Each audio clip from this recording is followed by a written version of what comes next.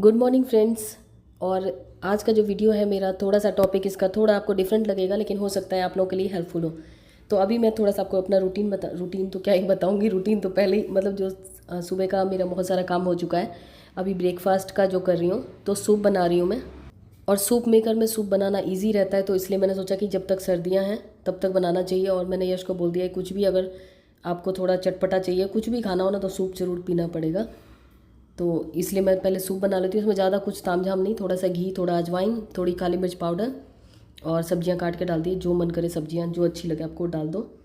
और उसके बाद इसको नमक वगैरह डाल के इसको बंद कर दें। और जब बन जाए सूप तो थोड़ा नींबू निचोड़ के हम इसे यूज़ कर सकते हैं। 19 मिनट लगते हैं लगभग। तो जब तक इसमें सूप बनता है मैं दूसरा काम कर लेती हूँ। और जैसे अगर हम नॉर्मल बनाएं सूप, जैसे कढ़ाई वगैरह में बनाते हैं, उसमें काफ़ी टाइम लग जाता है। तो मुझे तो ये सबसे मतलब अभी तक जितने प्रोडक्ट यूज़ करी हूँ, तो और भी हैं यूज़फुल, लेकिन ये मुझे थोड़ा ज़्यादा लगता है क्योंकि इसमें हेल्दी चीज़ भी बनती है। और इधर मैं शकरकंदी उबाल रही हूँ और आलू मैंने उबाल के रखे हुए थे, तो उसका मैं सोच रही हूँ इन लोगों के लिए। मैं क्या सोच रही हूँ, इन्हीं लोगों ने, यश ने बोला है ब्रेड पकौड़े बनाने के लिए ब्रेकफास्ट में। तो अभी नवरात्रे हैं, तो अभी हमारे घर में डेली कुछ इसी टाइप का बनता है। खाने में भी कुछ इसी टाइप की चीज़ें दिन में बनती हैं और नाश्ते में भी कुछ ऐसे ही बनता है। और जो डिनर होता है वो थोड़ा बहुत हल्का फुल्का होता है। और लेकिन सूप मैंने इसलिए वो कर दिया कि एटलीस्ट कुछ तो हेल्दी जाए। इसमें जो बेसिक मसाले होते हैं, नमक वगैरह, नमक, काली मिर्च, लाल मिर्च, उसके बाद थोड़ा सा चाट मसाला, धनिया पाउडर, ये सब डाल के आलू में पहले मैं मिक्स कर लेती हूँ। अदरक वगैरह, अदरक और हरी मिर्च मिक्स कर ली है और आलू में मिक्स करके फिर उसके बाद इसको अच्छी तरीके से भून लूँगी। अभी ना मेरा गला बिल्कुल ही बैठा हुआ है, क्योंकि बाहर वो जो आजकल वो होते हैं ना कीर्तन वगैरह, उसमें खूब ज़ोर ज़ोर से गा गा के ना, तो बिल्कुल ही आवाज़ बैठी हुई है। और व्रत भी हैं, तो ये इन्हीं लोगों के लिए बना रही हूँ मैं सारा कुछ। तो चलिए, ये तो ब्रेड पकोड़े तो सिंपल तरीके से बनते हैं, ये तो सबको ही आते होंगे।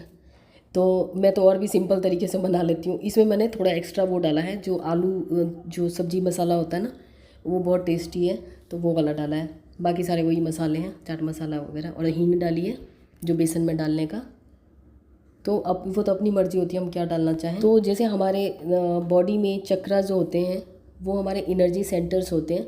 अगर वो सही से फंक्शन करते हैं तो हमारी बॉडी जो है वो सही से काम करती है, और हमारा इम्यून सिस्टम भी सही होता है, हमारा इमोशनल बैलेंस भी सही होता है। लेकिन जैसे अगर चक्रा इम्बैलेंस होते हैं तो हमारा इम्यून सिस्टम वीक हो जाता है, हमारे ऑर्गन सही से फंक्शन नहीं करते हैं, और साथ में हमारी इमोशनल हेल्थ भी ख़राब हो जाती है। आज की वीडियो में हम बात करने वाले हैं थर्ड आई चक्रा के बारे में, लेकिन बहुत ज़्यादा डिटेल में नहीं, जो बहुत ही इंपॉर्टेंट चीज़ हो बस वही। तो वीडियो में मैं बहुत ज़्यादा डिटेल में नहीं बताने वाली हूँ, क्योंकि बहुत ज़्यादा डिटेल में फिर बहुत ज़्यादा कॉम्प्लिकेटेड चीज़ें हो जाती हैं। तो मैं आपको बहुत ईजी वे में बहुत सिंपल सी चीज़ बता दूँगी, जिससे कि आपको मतलब आसान हो उसको फॉलो करना, और ये भी ना लगे कि मैं पता नहीं कौन सी दुनिया की बात कर रही हूँ। तो जैसे आपने नोटिस किया होगा, हम में से बहुतों के साथ ऐसा होता है ना कि हमें समझ में ही नहीं आता रहता कि हमें क्या करना है। मतलब जैसे कि हम सही से डिसीज़न नहीं ले पाते हैं, और किसी चीज़ में अगर हम अटके हुए हैं तो उसी में उलझे रहते हैं। और कोई काम अगर हमारा बचा हुआ है तो उसके बारे में सोच सोच के हम परेशान रहते हैं। तो ये हमारा सूप बन चुका है, तो इसको मैं पहले सर्व कर देती हूँ। इसमें थोड़ा सा नींबू निचोड़ के, बहुत ही टेस्टी बनता है। तो जैसे कि हम लोगों में खास करके लेडीज़ के साथ ये प्रॉब्लम ज़्यादा आती है, क्योंकि हम लोग ज़्यादा इमोशनल होते हैं। उस वजह से हम लोग हर चीज़ को अपने दिल पे ले लेते हैं। तो ये होता बहुतों के साथ है, किसी के साथ कम होता है, किसी के साथ ज़्यादा। कुछ लोग नॉर्मल रहते हैं, लेकिन ज़्यादातर खास करके जो लेडीज़ घर पे रहती हैं, सिर्फ घर संभालती हैं। मतलब सिर्फ घर संभालना से मेरा मतलब ये है कि वो अपने ऊपर ध्यान नहीं देती, मतलब अपने को एक ह्यूमन बीइंग नहीं समझती हैं। वो सोचती हैं कि मुझे सिर्फ दूसरों को सर्व करना है।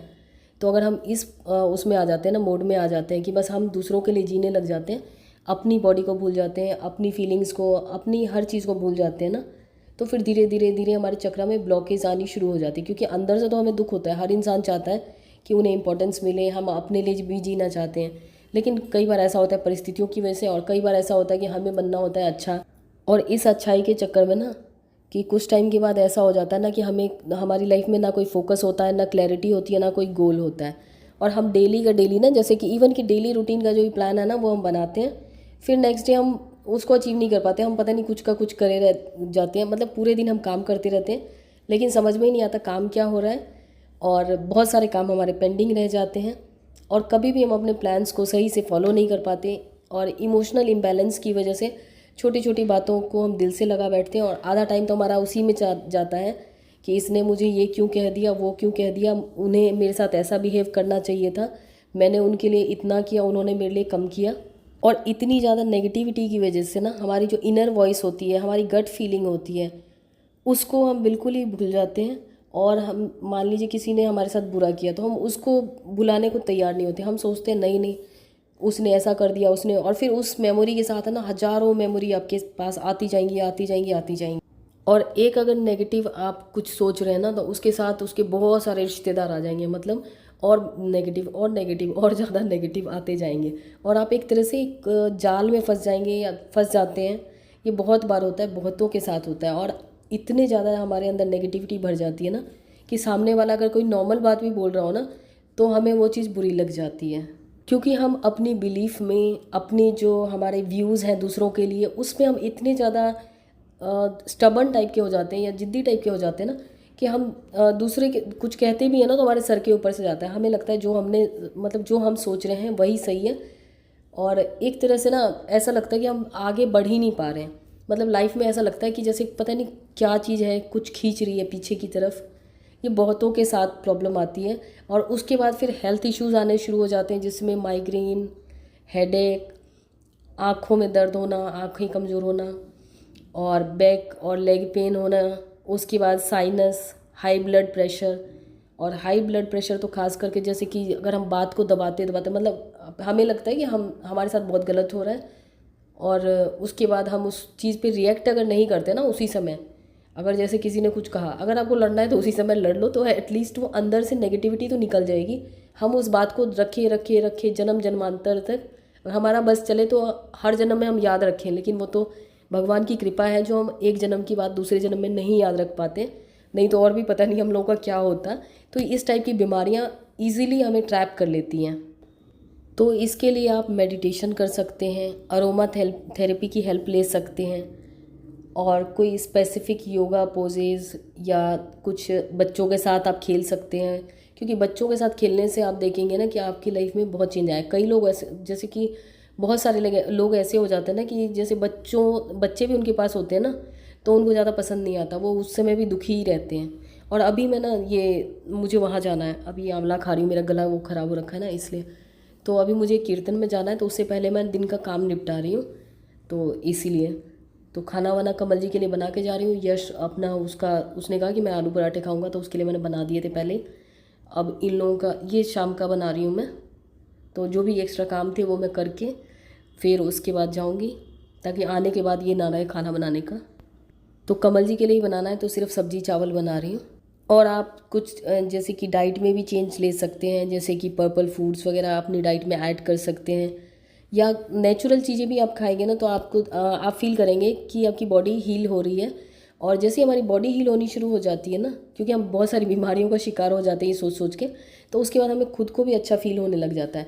और पॉजिटिव अफर्मेशंस है ना, अगर आप अपने बारे में अच्छा नहीं सोच सकते ना तो उसको लिख लीजिए और लिख लिख के पढ़िए, क्योंकि बहुत लोग ऐसे होते हैं ना कि अपने बारे में अच्छा सोचने की आदत ही ख़त्म हो जाती है, अपने शरीर को ही भूल जाते हैं। तो अपने बारे में अच्छा लिख लीजिए, उसको पढ़िए, और अपने शरीर को एक एक ऑर्गन को टच करके बोलिए कि मैं आपसे प्यार करता हूँ, आप मेरे लिए बहुत कुछ करते हो। तो जब आप देखेंगे ना, मतलब एक तरह से कह लीजिए कि सेल्फ लव अपने अंदर जनरेट करिए, अपने अंदर डेवलप करिए, क्योंकि हम अपने आप को भूलना जो शुरू कर देते हैं ना तो बॉडी भी कहती है चलिए मेरे को भूल गया तो मैं इसे क्यों याद रखूँ।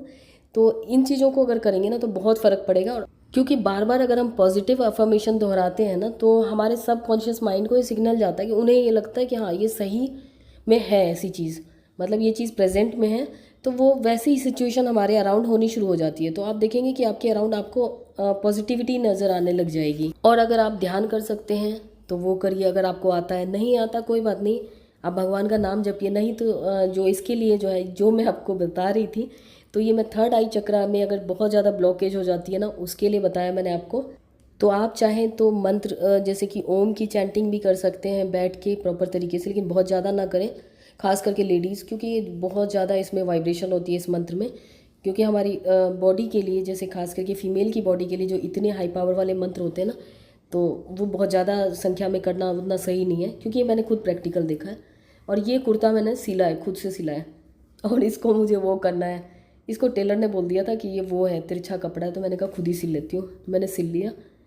क्योंकि ये कपड़ा वो सही नहीं था। तो मैंने कहा ट्राई कर लेती हूँ ना, और इसकी तुरपाई करनी है, वो पता नहीं कब होएगी। और ये जो अभी घर का हाल हो रखा है ना, जब चादर जिस दिन बदलनी हो तो मैं सुबह उसमें वो करती नहीं हूँ सही। अब मैं ना करूँ तो फिर मैं तो घर की मालकिन हूँ, पत्ता ही नहीं हिलता तो इसीलिए पत्ता नहीं हिला था। तो ये सब सारा कुछ करके और उसके बाद फिर मैं जाऊँगी, ताकि निश्चिंत होकर शांति से जाऊँ। और कोई भी चक्र में ब्लॉकेज हो ना, तो सबसे इम्पॉर्टेंट होता है कि हम अपने आप को इंसान समझें, क्योंकि ज़्यादातर प्रॉब्लम तो वहीं शुरू हो जाती है जब हम अपने आप को इंसान ही नहीं समझते। हम अपने आप को बिल्कुल मशीन की तरह अपनी बॉडी को यूज़ करते हैं कि भाई हाँ बस काम करना है, काम करना है। अपने बारे में सोचिए कि क्या चीज़ आपको अच्छी लगती है, नेचर में थोड़ा सा टाइम स्पेंड करिए, तो वैसे भी आपको अच्छा लगेगा। और अगर आपको लगता है कि आप बहुत ज़्यादा स्टक हो चुके हैं, कोई सोल्यूशन नहीं मिल रहा आपकी प्रॉब्लम का लाइफ में, हर कुछ में आपको प्रॉब्लम ही लगती है, तो आप एक काम करिए, जो भी आपकी प्रॉब्लम्स है ना वो लिखना शुरू करिए। और ये सोच के लिखिए कि ये लेटर जो है ना आप डिवाइन को लिख रहे हैं, और ये प्रेस वाली आई है तो इसलिए कपड़े दे रही हूँ। और ये सोचिए कि भगवान को वो लेटर लिख रहे हैं, जिनको भी आप मानते हैं उनको लिख रहे हैं। और उसके बाद बस यही नहीं रुक जाना, उसके बाद एक लेटर फिर अपने आप को फिर से लिखिए, वो आप लिखिए भगवान की तरफ से, जिसमें कि आप उनकी तरफ से अपने आप को सोल्यूशन दीजिए।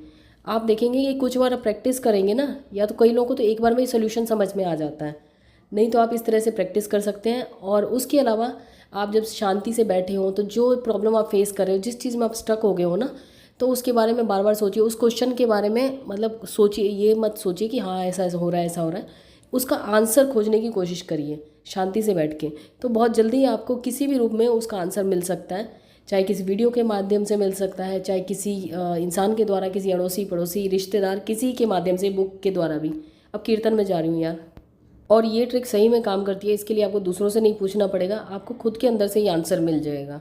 आप ट्राई कर सकते हैं। कीर्तन से आने के बाद मैंने इन लोगों को खाना दिया, फिर मशीन में वो लगाना था जो क्लीन करने वाला होता है ना, और ये मैं गाना गा रही हूँ। कमल जी बोल रहे हैं आप चुप हो जाओ, कीर्तन ख़त्म हो गया। और ये टब 1 महीने में एक बार लगभग क्लीन कर लेना चाहिए। ये मुझे साफ़ करना था, लेकिन कमल जी को लगता है मशीन उनकी है, उन्हीं के कपड़े धुलते हैं इसमें, इसलिए वो कर रहे हैं। पूजा करने आई, अभी 8:40 हुए हैं और इधर मैं आ गई हूँ सोने के लिए, लेकिन अभी सोऊंगी नहीं, अभी मैं थोड़ी देर पढ़ूंगी, फिर उसके बाद थोड़ा बहुत जॉब करूँगी, उसके बाद सो जाऊँगी। कल मैं मिलती हूँ आपसे, तब तक के लिए बाय बाय।